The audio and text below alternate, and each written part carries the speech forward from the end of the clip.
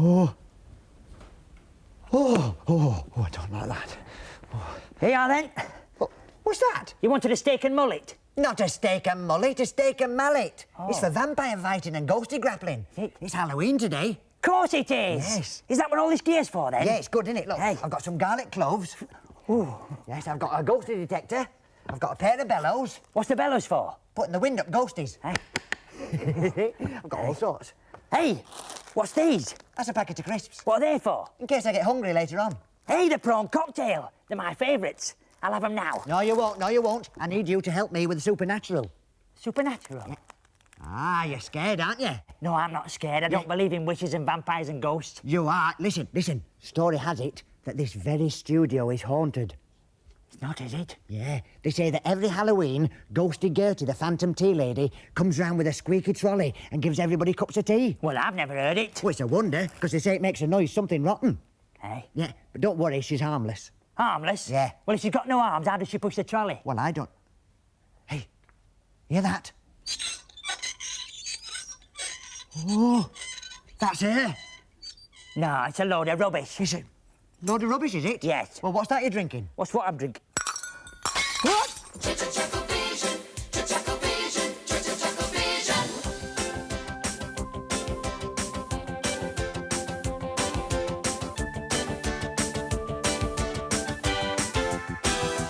ChuckleVision, ChuckleVision.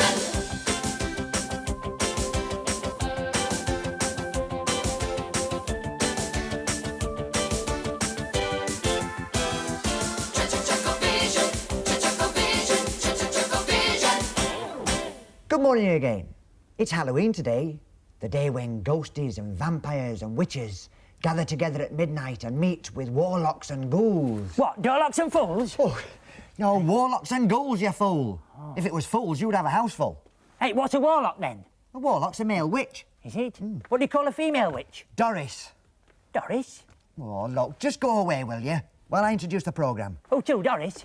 Go away. I want you to set the witch's coven set. And don't forget the spell pot. The what pot? Spell pot. Surely you can manage that. I think so, yes. P-O-T. I managed it. Oh, just get out of it. Go on, Well, get out. Hey, I like this. This is good. What's this here? Have a look. Hey, great. I've done a good job with this set, haven't I? You have? What's it all for? Well, it's to give the viewer an insight into what a witch's coven's like. Oh, oven. Sorry, I couldn't get an oven. No, Not oven, coven. It's a witch's meeting place. Oh, you mean like a clubhouse? That's it. This is just like the one in Macbeth that the three witches had. Yeah. Hubble, bubble, toil and trouble. I thought you said there was 3 of them.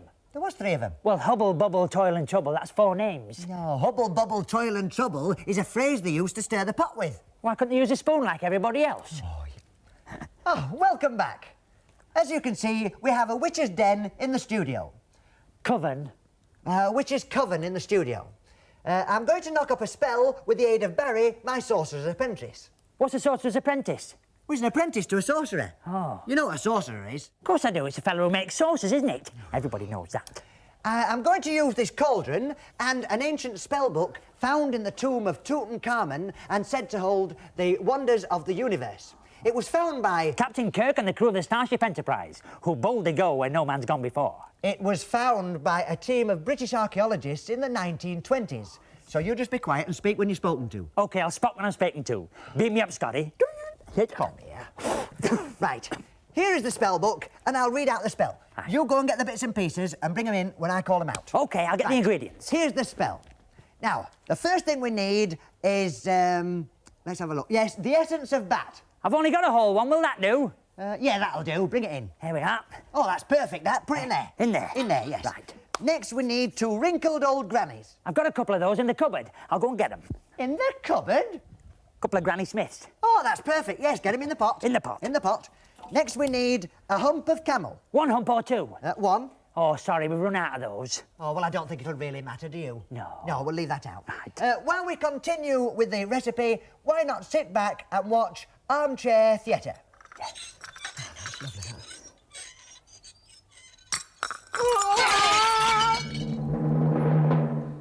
Matilda, you will agree, was a most unfortunate child. Not only had she 3 names, each one worse than the others, Matilda, Eliza and Agatha, but her father and mother died shortly after she was born, and she was brought up exclusively by her 6 aunts. These were all energetic women, and so on Monday, Matilda was taught algebra and arithmetic by her Aunt Aggie, on Tuesday, biology by her Aunt Beatty, on Wednesday, classics by her Aunt Sissy, on Thursday, dancing and deportment by Aunt Dorry, and on Friday, essentials by Aunt Florrie. So by the time Sunday came, Matilda was often worn out and thanked their lucky stars that Aunt Gertie left for foreign parts many years before, and never once threatened to come back and teach her geology and grammar on the only day she had to herself. However, poor Matilda was not entirely free from Aunt Gertie, for on her 7th birthday, and each one after it, she received a little poem signed Gertrude Isabel Jones, to her niece with great affection. But the terrible disadvantage of the poems, pretty though they were, was that the wishes contained in them invariably came true. For instance, the one Matilda received on her 8th birthday read, "Now that you are 8, Matilda dear, may shining gifts your place adorn, and each day throughout the coming year await you with a rosy morn." The shining gifts were all very well. They were a torch, a luminous watch, pins, needles, a steel soapbox, and a useful little silver brooch which said Matilda, in case she ever forgot her name. But the rosy morns were a great mistake. As you know, a red sky in the morning is a shepherd's warning, and the fatal result of Aunt Gertie's well-meaning verse was that it rained every day for a year. However, as the years went by, the poems became less troublesome, and she began to quite enjoy the endless twittering of bluebirds in the garden and the countless vases of flowers on the windowsill. When Matilda was 19, she took a job at the Ministry of Alarm and Despondency. Quite a cheerful place, really, where instead of typewriter ribbon, they use red tape. And in the main entrance, there was a large laundry basket which was labelled The Usual Channels. That's where people put letters that they didn't want to answer themselves. On the morning of her 20th birthday, Matilda didn't have time to read her letters until 10 minutes to 11, which she told herself was as it should be, as she hadn't been born till 11 in the morning.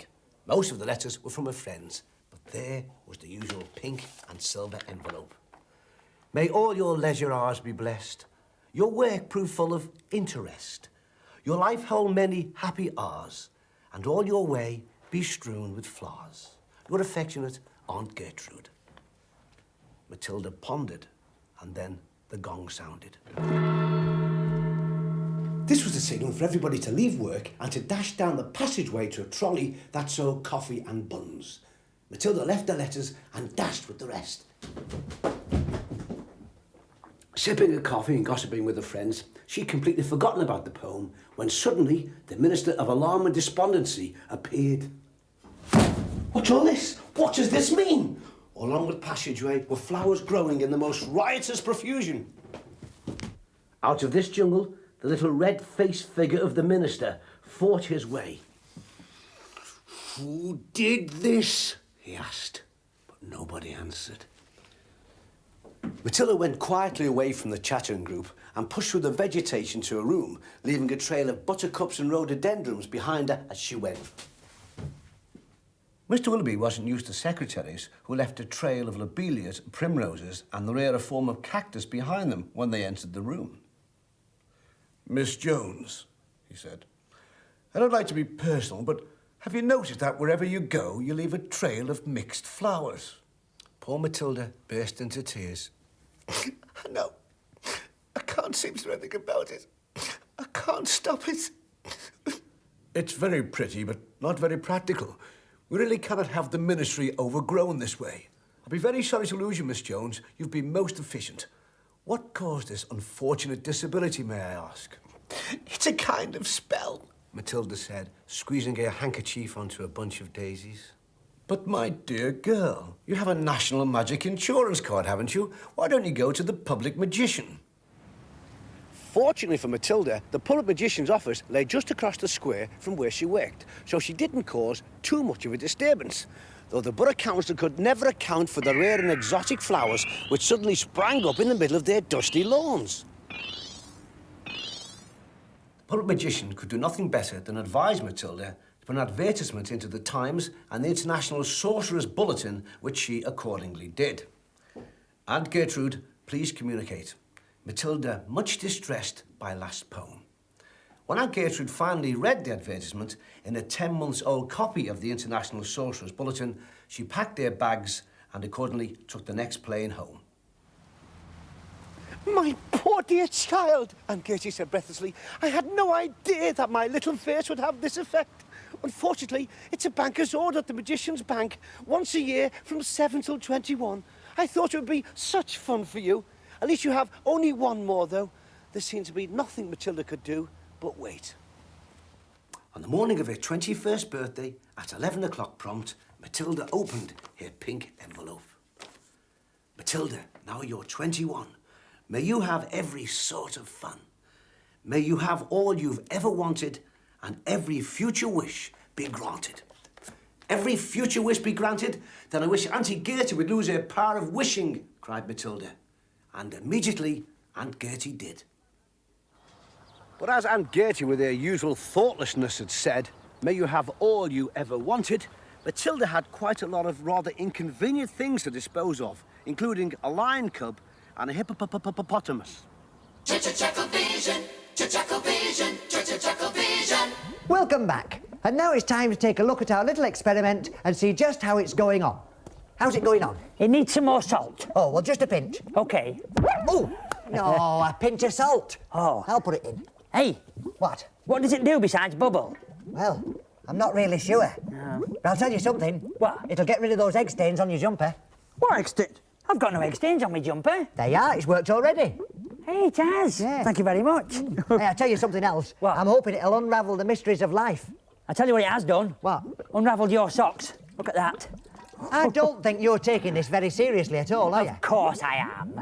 Old man river. There you are. You see, you don't even believe in the supernatural still. No, it's a load of rubbish. Right, I'll show you. Go and grab that rucksack. What for? I'm taking you out to the most haunted campsite in British Isles. We're going to pitch our tents and see what happens. What do you mean? You'll see. Go on, go on. Oh.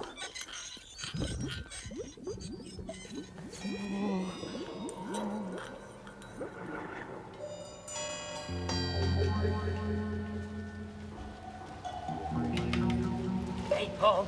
It's quite dark for this time of the morning, isn't it? Well, I told you it was a strange place, didn't I? Hey, and there's nobody about. Ah, that's because it's haunted. Hey, haunted? Hey.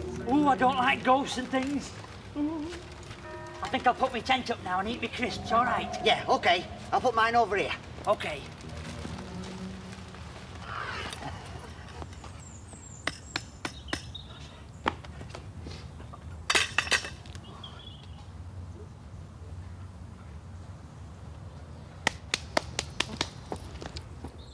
Hey, great. Hey. That's your tent over there.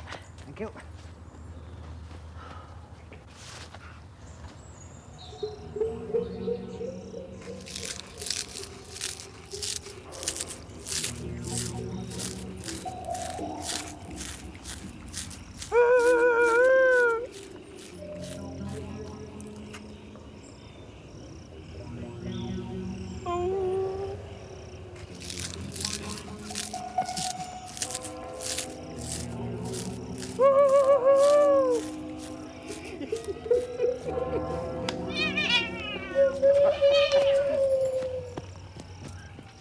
Oh, a ghost! Paul! Paul! Where are you? I don't like it here. Now we thought we'd take a look at some of the legends that abound and strange happenings that occur throughout the country. For instance, there's the great moving house mystery. Moving house mystery? Yeah, moving houses. I've never heard of moving houses. Well, you moved house recently, didn't you? Yes? Well, there you are then. Ah, that's where I've got you, see. I moved, my house didn't. Ah. Well, listen, the house you lived in before was your house, wasn't it? My house, yes, Yeah. my And the house you're living in now is your house, isn't it? Yes, my house, yeah. Yeah. And the house you're living in now is 10 miles from where it was before. Yes, you're right. Well, there you are then. Another great moving house mystery. And now, over to the coven to see something that I'm sure you will find very, very interesting. I moved from the house. Moving... Yes. Hey, did you get that stuff I asked you to get? Yeah, it's all over there, yes. Oh, good. Well, you go and stand over there then and pass me the stuff when I ask you for them. OK, then. Right. How Halloween is traditionally about witches. And in the studio, we have some objects of interest that are usually associated with witches. For instance, the pointed hat. Here we are. That's it. Careful, it's very sharp. Yeah, I know it's very sharp. Why is that? Well, so it fits the shape of the witch's head. Oh, is it? Oh. Believe me. I believe you. He knows. As you can see, it is black. This is because witches were supposed to wear black all the time. Why is that? Why? Yeah. Wait, so you couldn't see them in the sky at night? Were they in the sky at night? Yeah. Well, Patrick Moore never pointed out to us, did he? I mean, he thought he would have done. Well, he couldn't if they were invisible, could he? Were they invisible? No. Oh. Now, most witches have a pet animal, and this was always called the familiar. I'm familiar with that. Good. And with a witch, it usually took the form of a black cat. Yeah. Wait, that's not a black cat, it's a goldfish bowl. I know. Well, where's the goldfish? The cat ate it. But it's OK, the studio vet said it's going to make a complete recovery. Now, the next thing was the broom. Witches always flew around on a broomstick. What's this? Well, the man at the shop didn't have a broom, but he said this is more powerful. More powerful. Didn't you tell him and he did it to fly around the studio? Yeah, but it's OK. He said you can fly around the studio in no time in this. That's it, that's it. How am I expected to do a show on the supernatural with an idiot like you around? Oh, well, it's not my fault. I mean, you asked me to get it, and I went in. What was that? It's coming from the cauldron. Was it? It's not supposed to do that, is it? I don't know, is it? Hey, I tell you what, it's only worked. Yeah, the recipe at last is worked. Hey. Hey, get a spoon and taste it. OK, then. At last, the secrets of the mysterious Easter in my power. You said universe before. Oh, well, you have to start somewhere, and I started at the mysterious East. All right. I'll have a taste of it. What's it like? Hey, the powers of the mysterious Easter in your hands, all right? What is it? Chicken curry. Well, that's all we've got time for today, so goodbye. What's it like? It's all right, let's have a taste. Hey, it's not bad, is it? Tell you what, though. What? I could do with a cup of tea. Yeah, so could I. Ghosty Gertie!